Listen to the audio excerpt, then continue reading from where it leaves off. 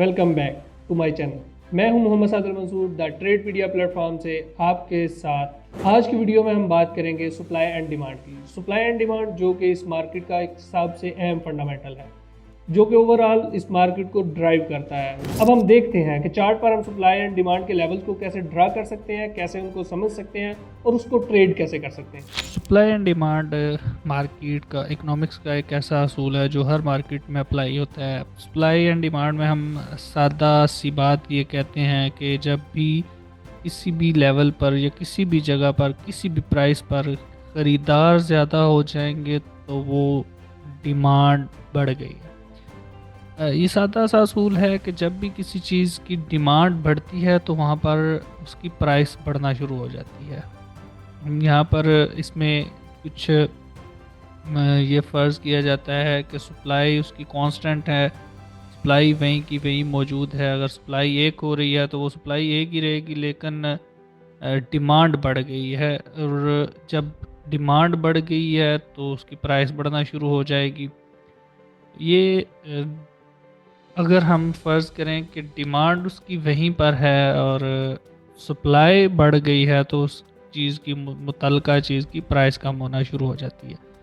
इसको हम ये कहते हैं कि सप्लाई जब इंक्रीज़ होगी प्राइसेस डाउन चली जाएंगी, जब सप्लाई डिक्रीज़ और डिमांड इंक्रीज़ होगी, या सिंपल ये है कि डिमांड इंक्रीज़ होगी, लोग ख़रीदार ज़्यादा हो जाएंगे तो प्राइसेस बढ़ना शुरू हो जाती हैं। और पूरी दुनिया की हर तरह की मार्केट इस एक अहम तरीन असूल पर काम करती है और यही असूल और यही कानून जो सप्लाई एंड डिमांड का कानून है, ये stock market, forex market, commodity market और इवन अब क्रिप्टो की मार्केट में भी अप्लाई होता है।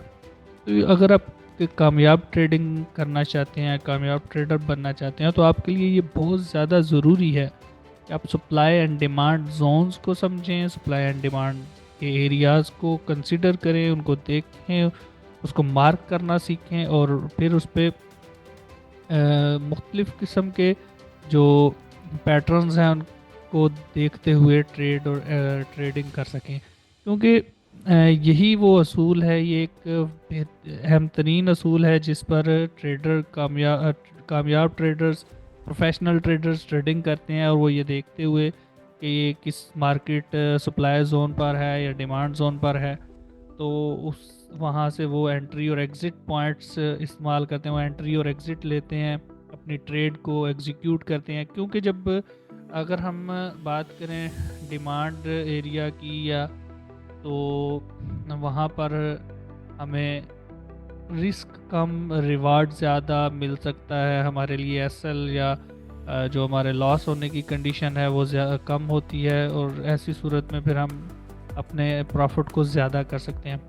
हम जो डिमांड एरियाज़ हैं या सप्लाई एरियाज़ हैं, इनको समझ कैसे सकते हैं, इनको चार्ट पर कैसे देख सकते हैं, ये भी एक अहम तरीन और असूल है। ये इसको समझना और करना, अगर आप ये महसूस करें कि ये देखें कि एक ऐसा लेवल, जैसे कि मैंने ये एक लाइन ड्रा की हुई है, एक ऐसा लेवल जहाँ पर मार्केट बार बार आ रही है और वहाँ से रिजेक्ट होकर ऊपर जा रही है, तो ये मार्केट का, अगर ये बाय की सूरत में जा रही है, मार्केट यहाँ से बार बार बाय हो रही है, तो मैं ये कहूँगा कि यहाँ पर मार्केट की डिमांड मौजूद है और यहाँ पर जैसे ही मार्केट पहुँचती है तो यहाँ बायर्स में इजाफा हो जाता है, ख़रीदार बढ़ जाते हैं और जैसे ही ख़रीदार बढ़ते हैं तो प्राइसेस आहिस्ता आहिस्ता ऊपर जाना शुरू हो जाती हैं। जैसा कि आप यह देख रहे हैं, यहाँ पर मार्केट जब आई पहली बार तो यहाँ से मार्केट रिजेक्ट हुई ऊपर, प्राइसेस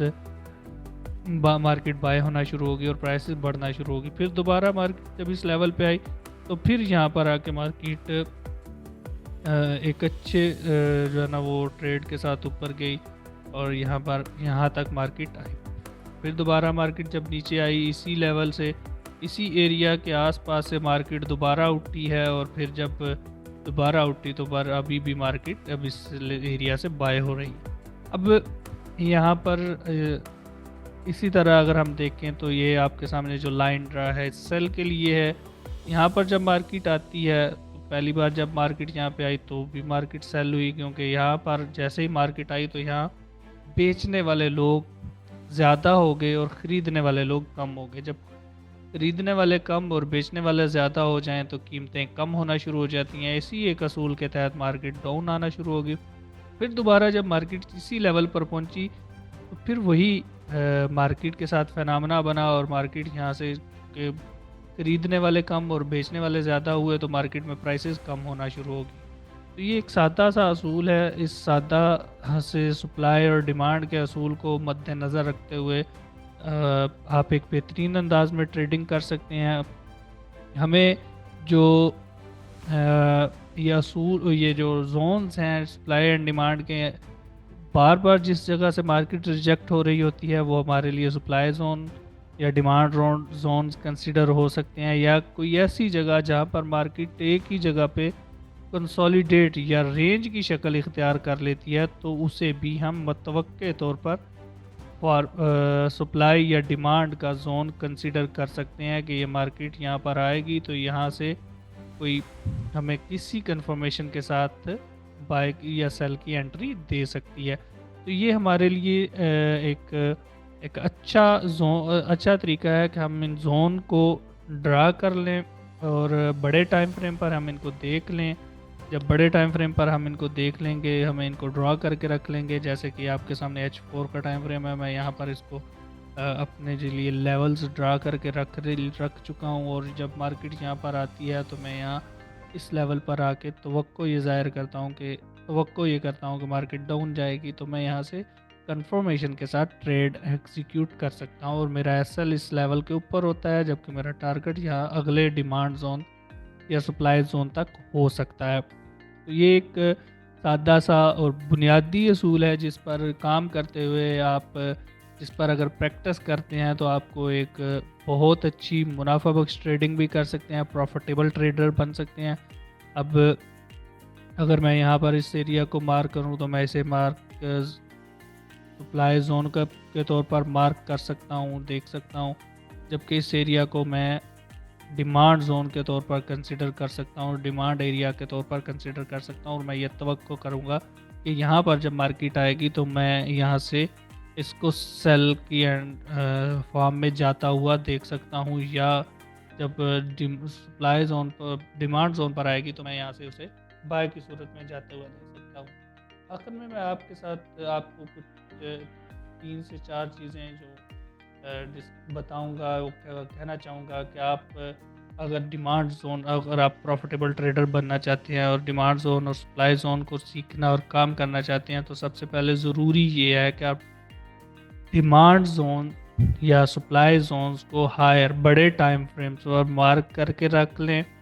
हमेशा बहुत अच्छा या स्ट्रॉन्ग कैंडलिस्टिक पैटर्न बने हो तो अपने सप्लाई या डिमांड जोन से बाय या सेल की एंट्री तभी लें, उसके अलावा ना लें। और कंफर्मेशन बहुत ज़रूरी है इन जोन्स में। आप जब ट्रेड करने के लिए ट्रेड करना चाहें तो बहुत ज़रूरी है कि आप कंफर्मेशन का वेट करें। कंफर्मेशन से आपको ये होगा कि आपके लिए ट्रेड के जो SL और ट्रेड का रिस्क है वो कम हो जाएगा। और सबसे अहम चीज़ जो ट्रेडिंग में ज़रूरी है वो ये है कि अपनी रिस्क मैनेजमेंट को प्रायोरिटाइज़ करें, उसको सबसे पहले रखें, सबसे अहम चीज़ उसको कंसिडर करें। और उसके बिना आप ट्रेड अगर करेंगे तो वो अपने आप को बहुत ज़्यादा नुकसान देने वाली बात है। मैं ये तवक्को करूँगा कि आपके लिए ये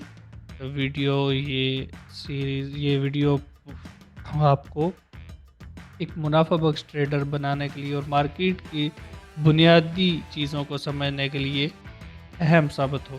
अगर आप ट्रेडिंग के मतलब मज़ीद इन्फॉर्मेशन को जानना चाहते हैं तो द ट्रेडपीडिया के चैनल को सब्सक्राइब करें, वीडियो को लाइक करें और बेल आइकन का बटन दबाना ना भूलें ताकि हमारी आने वाली हर नई वीडियो आप तक सबसे पहले पहुंचे।